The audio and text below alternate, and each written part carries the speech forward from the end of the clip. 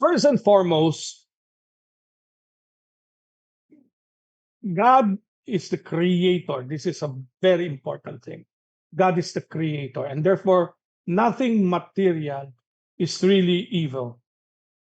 No, there is no naturally occurring cursed object because God is the creator. So there are no evil trees, there are no evil mountains, there are no evil forests, etc., etc., etc. Stones, whatever, because everything is made by the creator himself. Everything is good. However, because sin entered the world and God has given us human beings in the book of Genesis, everything was given to human beings. Now, human beings, because of the fall, actually, like by default, gave to the devil, they surrendered to the devil what God has naturally given to man. And therefore, in this case, cursed objects are always connected with the sinfulness of human beings. So, objects, instead of being dedicated to Almighty God, is now being dedicated or offered to evil spirits. And in so doing, by doing so, the surrender of man, of these objects given by God to an evil spirit, is what we call profanation. You profaned it. It was sacred, but then it became profaned because man offered this object to the evil spirits.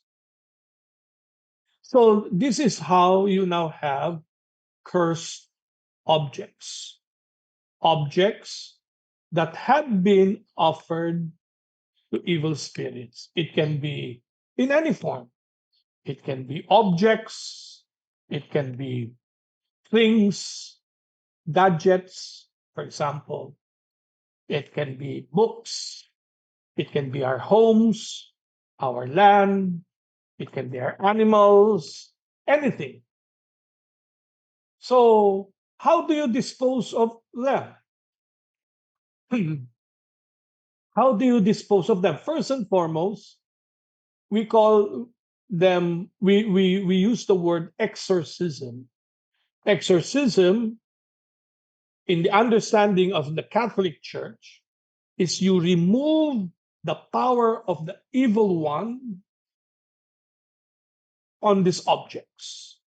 You remove their consecration to the evil one by the power of Almighty God. That is why in the Catholic Church, we have exorcisms of objects. We have we do exorcism of salt, water, oil, candles, incense, these things that we use for devotion to God. We exercise first a clear a clear understanding that these objects no longer belong to the evil one, but they belong to God. So there is this formal manifestation or declaration that this particular object no longer belongs or to the evil one. So that's why we do the exorcism first before we do the blessing. So that is how we as Catholics make use of these objects.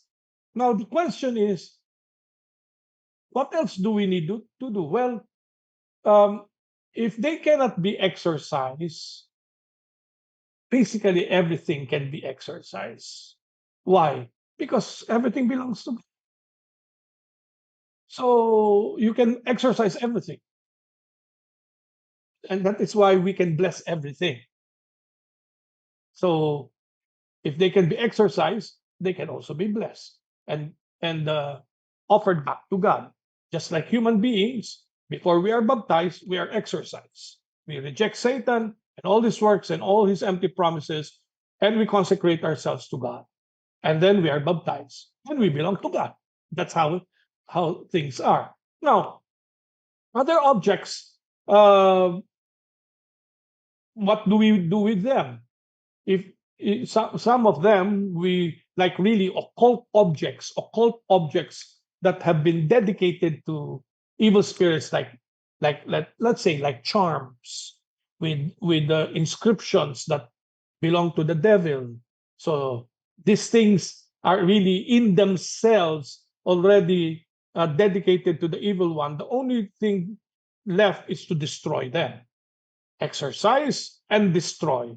You cannot bless them in the sense that use them for for good. No, you can no longer do that, because in those emblems are the names of the dedication to the evil one.